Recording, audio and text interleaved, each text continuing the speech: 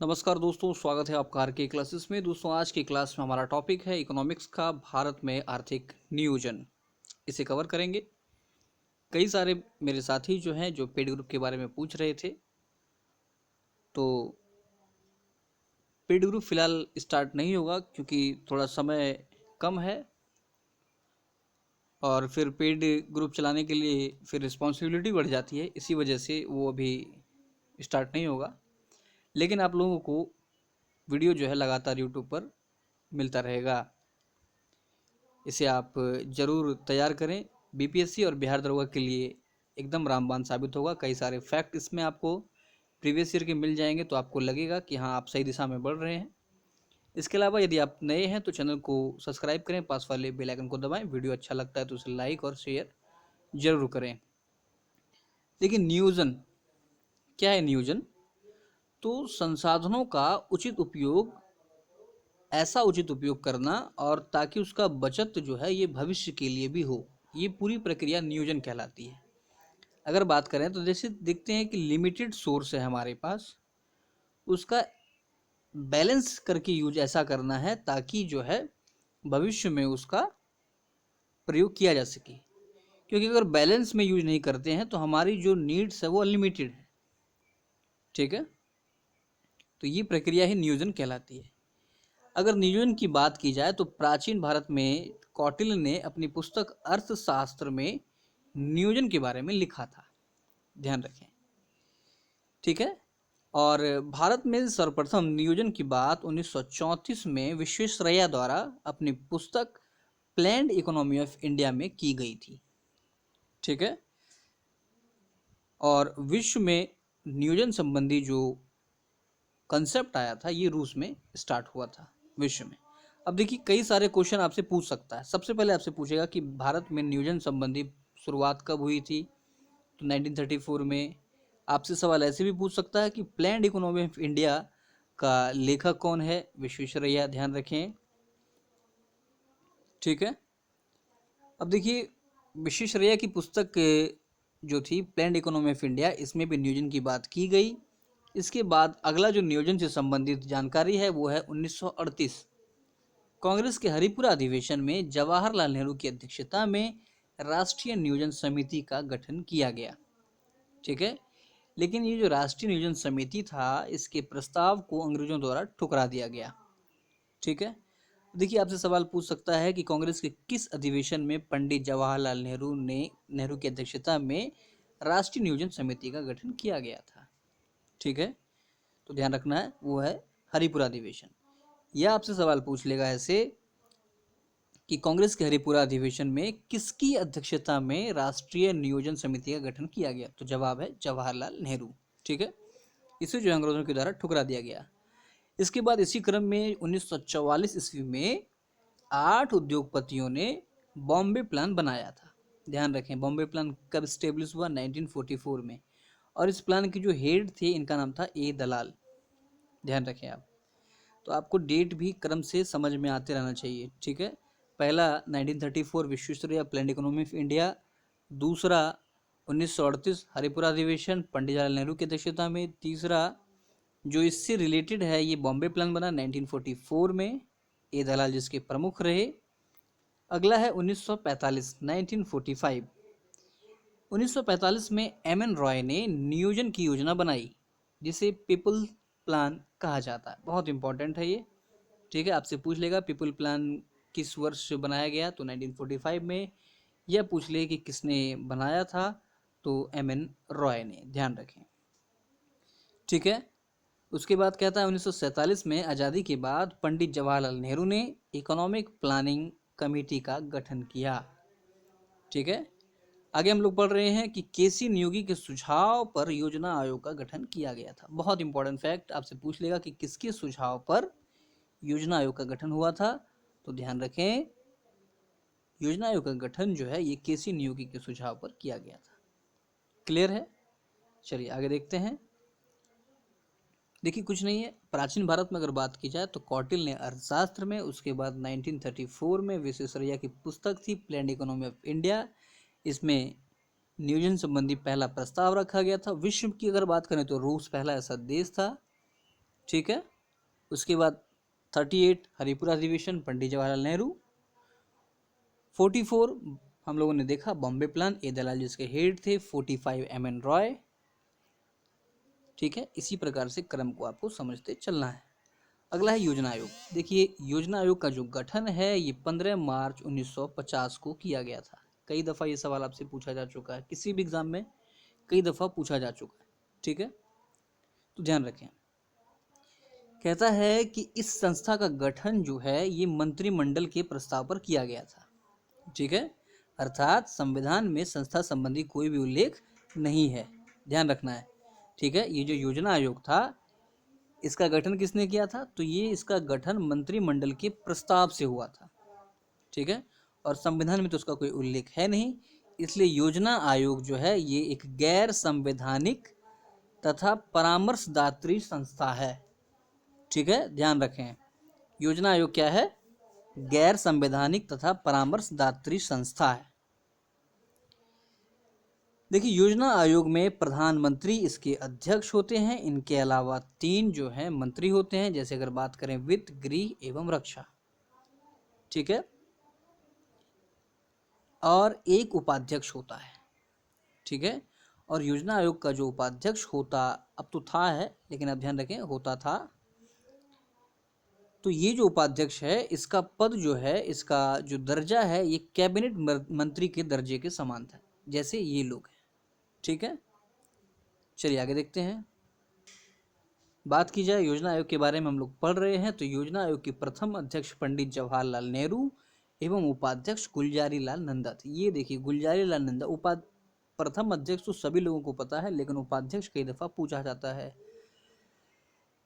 तो ध्यान रखें। योजना आयोग के प्रथम उपाध्यक्ष गुलजारी लाल नंदा थे। इसके अलावा इसमें 3 पूर्णकालिक एवं 3 अंशकालिक सदस्य होता है, और इसमें जो है कहता है कि किसी भी सदस्य का कार्यकाल निश्चित नहीं होता है। ठीक है, क्योंकि ये आवश्यकता अनुसार इनके कार्यकाल को गठन किया जाता है। इसके कार्यों की अगर बात की जाए तो देखिए क्या कहता है कि संसाधनों का आकलन करना योजना आयोग का मुख्य कार्य है। पंचवर्षीय योजना बनाना, योजनाओं की समीक्षा करना और सरकार को सुझाव देना, ये 4 इसके महत्वपूर्ण कार्य हैं। एक यहाँ देखें, पंचवर्षीय योजना बनाना योजना आयोग का काम है, जबकि लागू करना सरकार का काम है। सवाल आपसे पूछ लेगा इनमें से कौन सा योजना आयोग का कार्य नहीं है। पंचवर्षीय योजना को लागू करना, तो उस जगह कन्फ्यूजन होता है, इसलिए यहाँ पे इसको आप स्टार मार के लिख लें कि पंचवर्षीय योजना को लागू करना सरकार का काम है, जबकि बनाना योजना आयोग का काम है। ध्यान रखें 15 अगस्त 2014 को योजना आयोग को समाप्त कर दिया गया।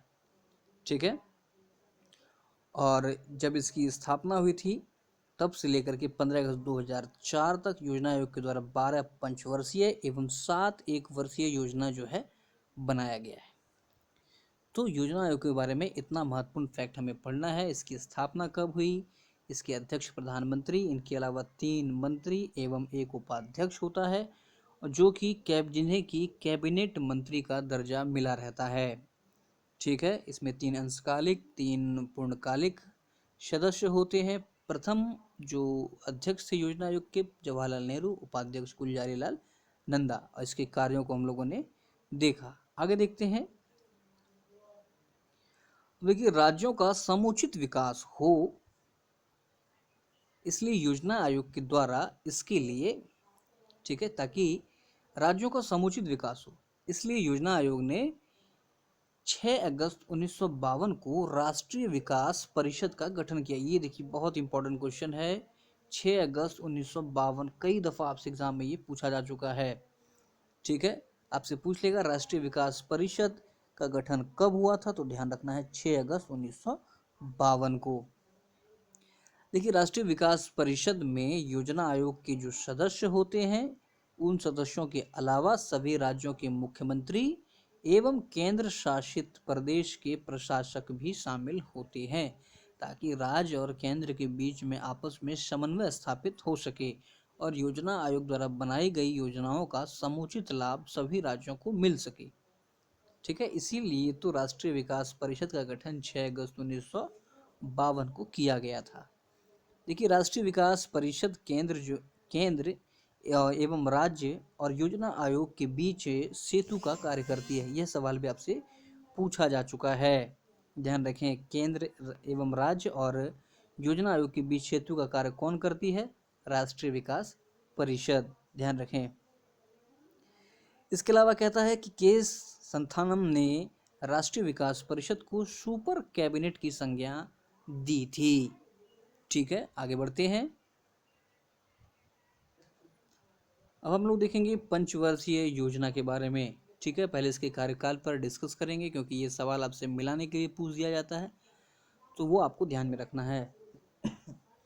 देखिए इसके पहले कार्यकाल को आपको ध्यान में रखना है, 1951 से 1956। इसे आप दिमाग में बैठा लें, 1951 से 1956 तक। ठीक है, अब देखिए दूसरा जो कार्यकाल है 56 से 61। ठीक है, और तीसरा जो कार्यकाल है 1961 से 66। तो पहले तीन जो हैं ये चले, उसके बाद आपको ध्यान में क्या रखना है, एक गैप हुआ। ठीक है, जिसे हम लोग प्रथम योजना अवकाश कहते हैं।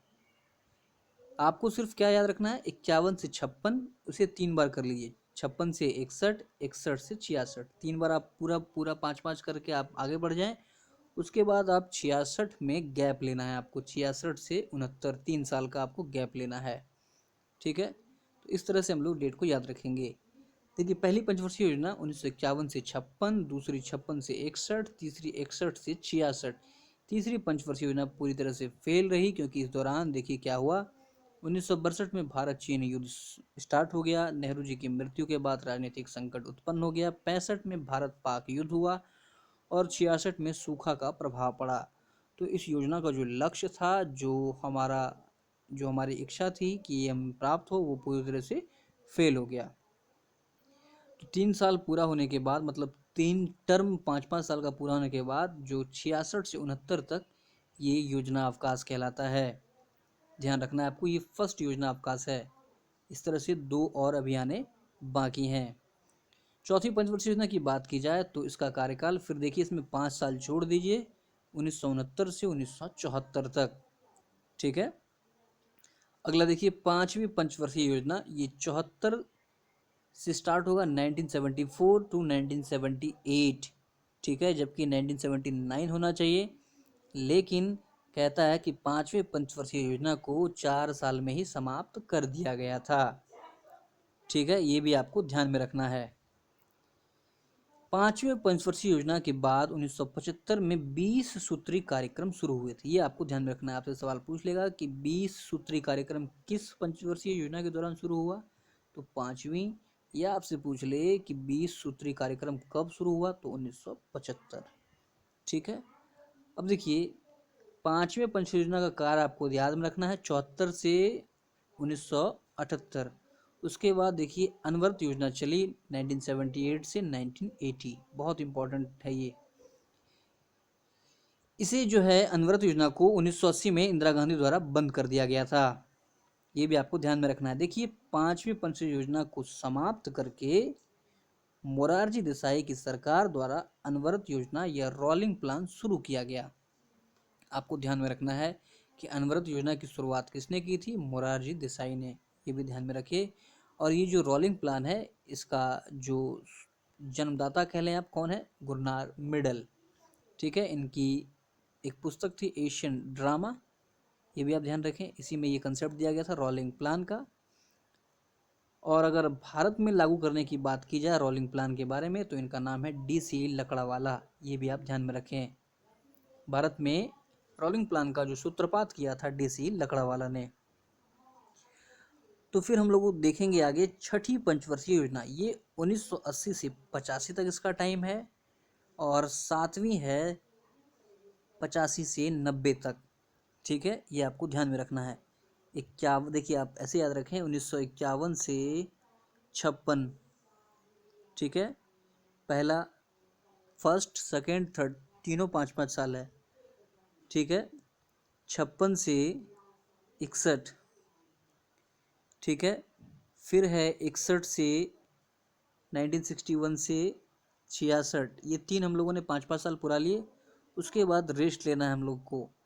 1966 से 69 ये है प्रथम योजना अवकाश, ठीक है। फिर हमें 69 से 74 चौथी। फिर देखिए 1974 से 1979 तक चलता, लेकिन ये 78 तक ही चला था, ठीक है। फिर 78 से 80 तक के बीच में रोलिंग प्लान स्टार्ट हो गया। तो इस तरह से हम लोग इसको याद रख सकते हैं। रोलिंग प्लान की बात की जाए तो गुन्नार मिडल, और भारत में अगर बात किया जाए तो डीसी लकड़ावाला, ठीक है। फिर देखिए 1990 में फिर से एक योजना अवकाश हुआ। कुल 3 योजना अवकाश है। देखिए ये डेट आप अगर याद रख लें, 1966 से 1969, 78 से 80, 90 से 92। पहला योजना अवकाश 3 साल का, दूसरा 2, फिर तीसरा भी 2 साल का था। 1990 के बाद अगर बात की जाए तो देखिए 8वीं, 9वीं, 10वीं, 11वीं, 12वीं सभी पंचवर्षीय योजना पूरी टर्म में चली। 93 से 97, 97 से 2002, 2002 से 2007, 2007 से 2012, 2012 से 2017, ठीक है। अब देखते हैं नीति आयोग के बारे में। देखिए नीति आयोग क्या है, इसका आपसे फुल फॉर्म तो पूछा जाता है, बल्कि 64वीं बीपीएससी में ही पूछा गया था। भारतीय राष्ट्रीय परिवर्तन संस्थान या national institute for transforming India, ये नीति आयोग का पूरा नाम है, ध्यान रखें आप। कहता है कि नीति आयोग की स्थापना 1 जून 2015 को हुई थी, ठीक है। और यह भी जो है एक गैर संवैधानिक सलाहकारी संस्था है।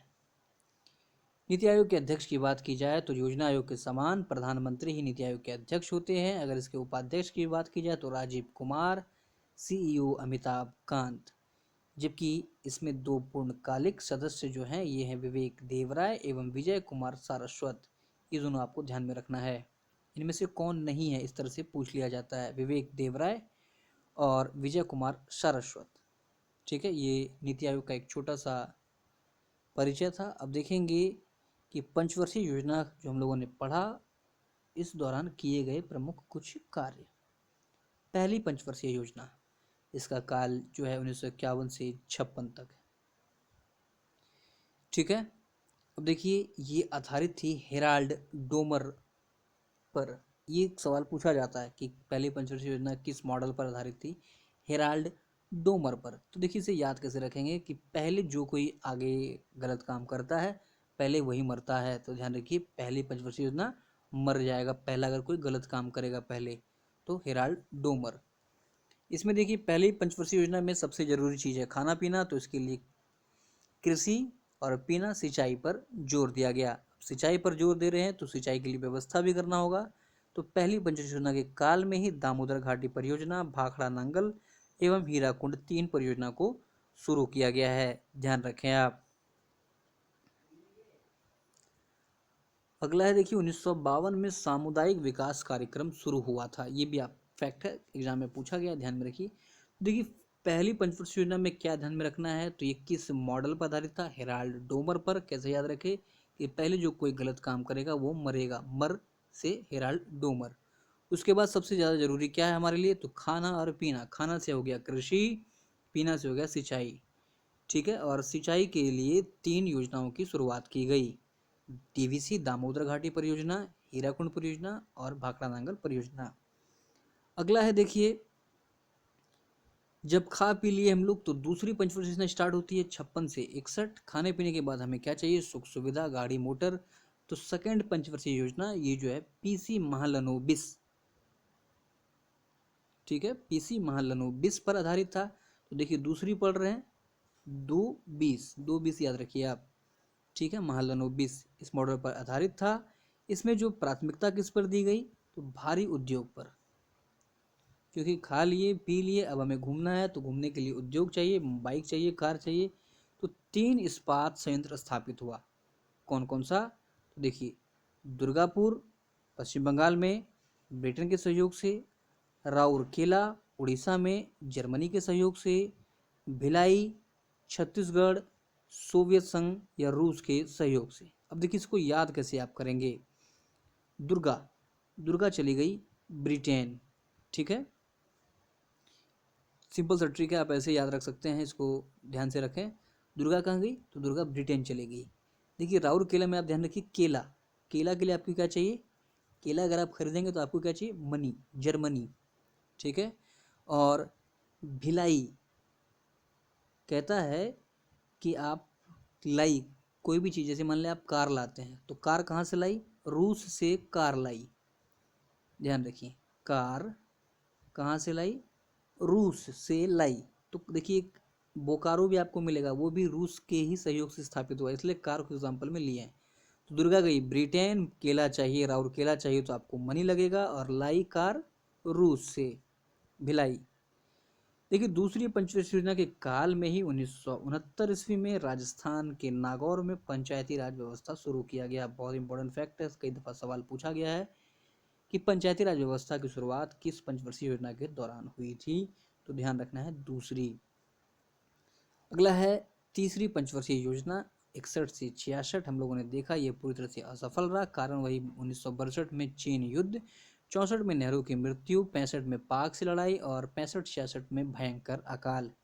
इसमें जो है आत्मनिर्भरता पर बल दिया गया था, लेकिन इतने सारे जो हैं निगेटिव पॉइंट्स के बाद ये पूरी तरह से फेल हो जाता है। लेकिन इसमें देखिए कुछ काम किया गया जो कि आपको ध्यान में रखना है। क्या कहता है, तो 1964 में बोकारो स्टील प्लांट लगाया गया था तीसरी पंचवर्षीय योजना के दौरान रूस के सहयोग से।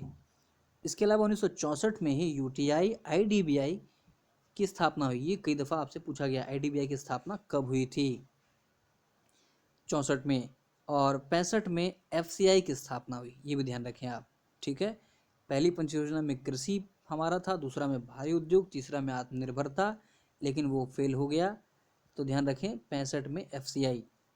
अब देखेंगे चौथी पंचवर्षीय योजना, इसमें क्या है, इसका जो उद्देश्य क्या था, कार्यकाल आपको याद है 69 से 74, तो ध्यान रखिए इसका उद्देश्य था स्थिरता के साथ विकास करना, ठीक है।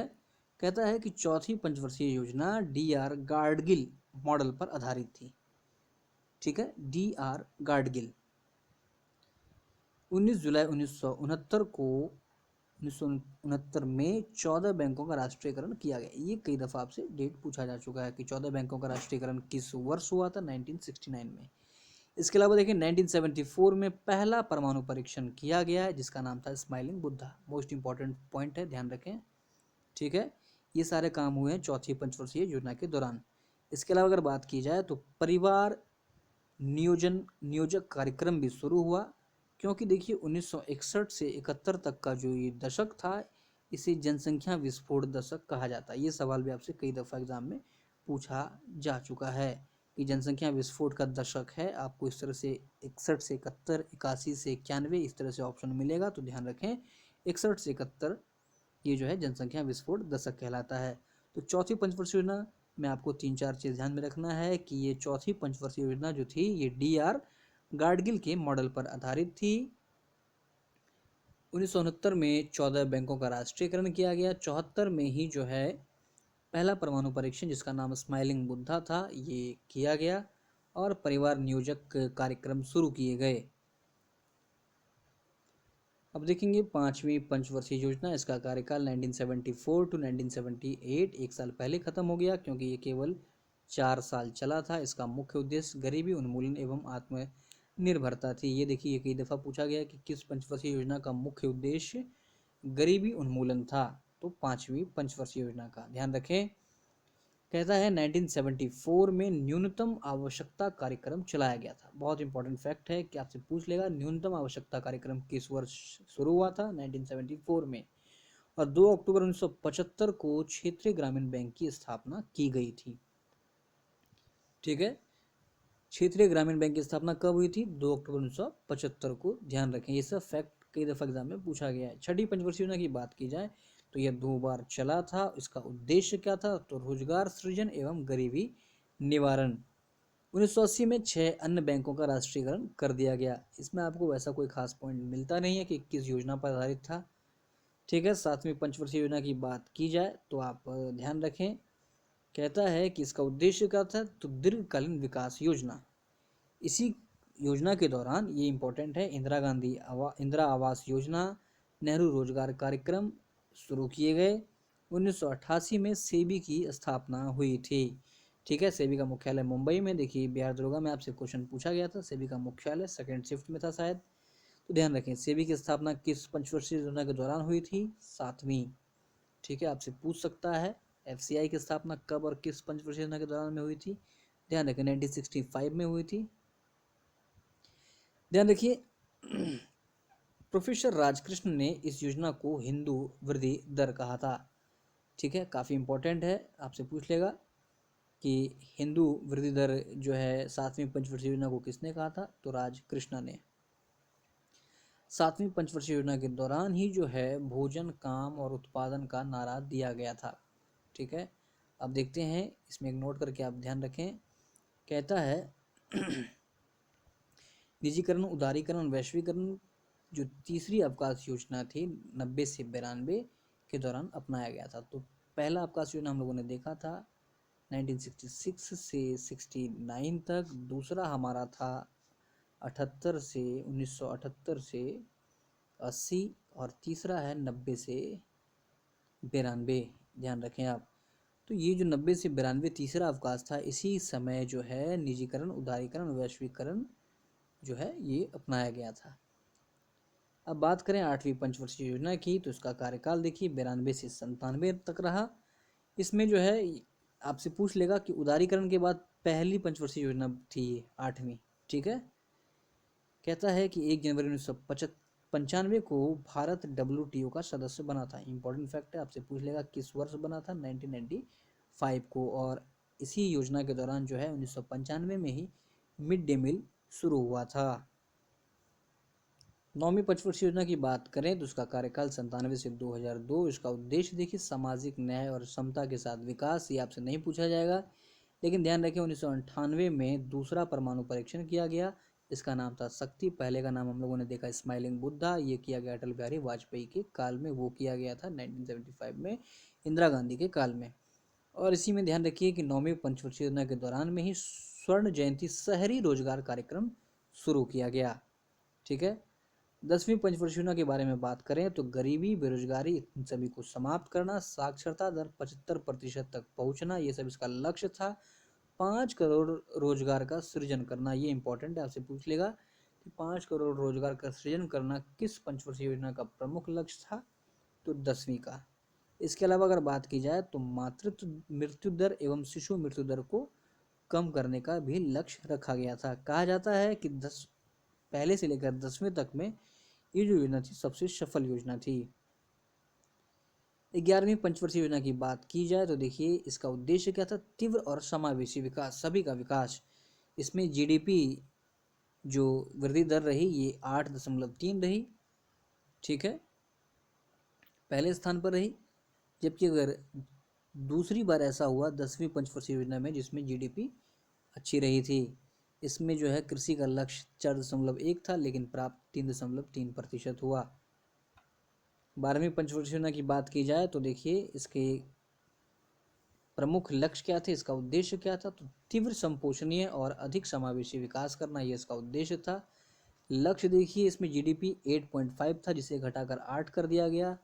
कृषि का लक्ष्य 4%, उद्योग 9.6, सेवा 10, बचत 33.6, निर्धनता को कम करना 10% तक कम करना, वो भी गैर कृषि कार्य में। ये इंपॉर्टेंट है आपसे, क्योंकि ये सब आपसे पूछा नहीं जाएगा, लेकिन आप फिर भी एक बार देख लें। तो ये था हमारा 12 पंचवर्षीय योजना। उम्मीद है आपको समझ में आया होगा। वीडियो अच्छा लगा तो उसे लाइक और शेयर जरूर करें। धन्यवाद।